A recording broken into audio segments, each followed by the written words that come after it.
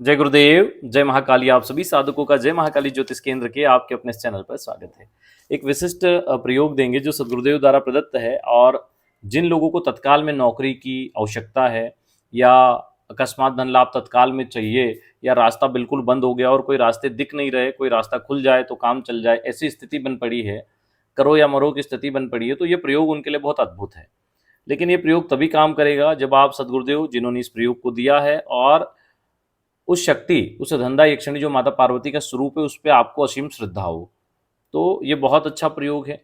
अभी कुछ समय पहले ही इसका एक प्रयोग हुआ है जिसमें बहुत अच्छे रिजल्ट आए, साधना काल में ही नौकरी लगी है।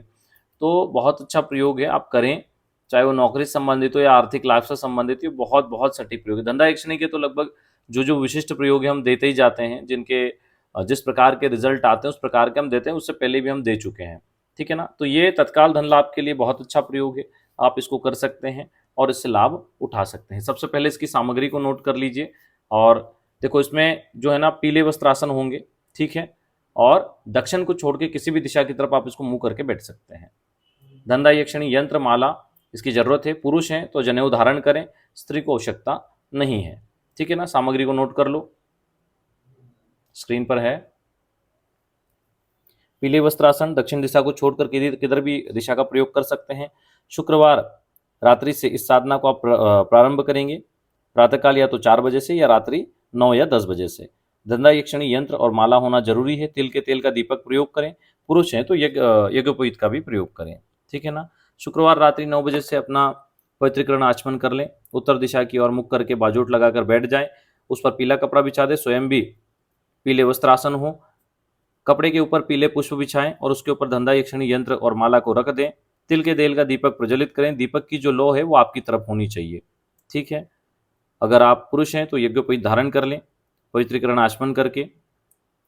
आप चाहें तो साधना के बाद मंत्र जप के बाद उतार दें, क्योंकि बहुत से नियम होते हैं जो सब व्यक्ति नहीं कर पाते और जो रेगुलर यज्ञोपवीत धारण करते हैं उनके लिए तो कोई बात ही नहीं है।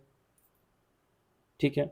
अब दीपक का पूजन कर दें, धूप दीप आदि दिखाएं, मिठाई का भोग लगाएं अगर लगा सकते हैं तो, नहीं तो फिर मानसिक रूप से भी लगा दें। अगर क्षमता है तो जरूर लगाएं स्वयं, फिर बाद में उस भोग को स्वयं ग्रहण करें। ठीक है। बिना सिले हुए धोती होना चाहिए। गुरु चादर है तो ओढ़ लें, नहीं है तो कोई बात नहीं। आसन भी पीले कलर का हो। पवित्रीकरण आचमन के बाद आप दीपक का पूजन करें, दीपक प्रज्वलित करके फिर यंत्र का पूजन करें। हो सके तो यंत्र को स्नान करवा के फिर पुनः पूजन करें। यंत्र के मध्य में सबसे पहले बिंदु पर पूजन होना चाहिए, बाद में उसके आवरण पर। जो लाइनिंग होती है ना, बहुत से लोग आवरण को समझ नहीं पाते। उसके बाद आप माला का पूजन करें। हाथ में जल लेके संकल्प लें, जो भी मनोकामना बोलें कि मैं 11 दिन की साधना करूंगा और प्रतिदिन 5 माला जप करूंगा। बहुत ज़्यादा जप करने की आवश्यकता नहीं है। जब आपका साधना पूर्ण हो जाए तो यंत्र और माला को आप नदी में विसर्जित कर दें। ठीक है ना। यही एक छोटा सा प्रयोग है। इसमें ब्रह्मचर्य का पालन करना है, जमीन पे शयन करना है, एक समय भोजन करना है, क्रोध नहीं करना, चाहे वो घर के लोग हों बाहर के लोग हों, और स्त्री वर्ग पे विशेष ध्यान रखना कि बिल्कुल क्रोध वगैरह नहीं करना है, झूठ नहीं बोलना है, छल कपट नहीं करना है। इन चीज़ों का ध्यान रख के करो, साधना काल में ही कार्य सिद्ध हो जाता है।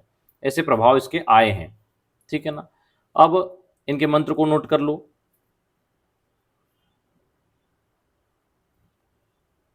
हम यहाँ बोल के नहीं बता रहे, लिख के दे दिया हुआ है, आप उसको देख लें।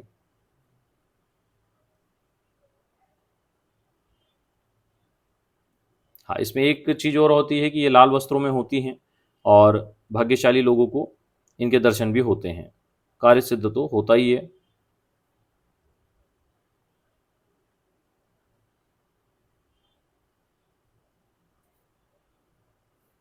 आप चाहें तो इसको बढ़ाकर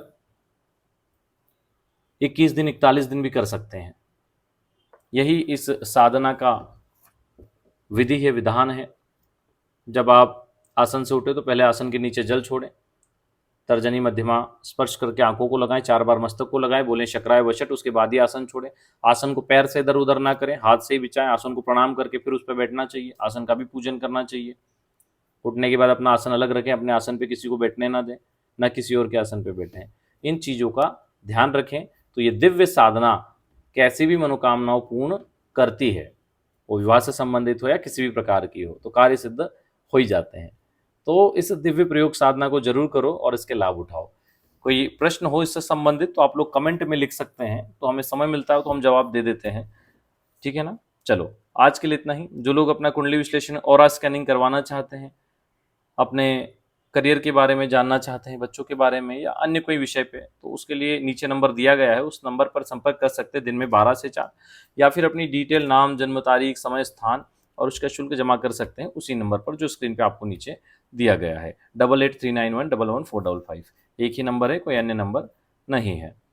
तो उस पर आप अपनी डिटेल वगैरह जमा कर सकते हैं। 1-2 दिन का समय लगता है क्योंकि व्यस्तता रहती है। चलिए आज के लिए इतना ही। जय गुरुदेव, जय महाकाली।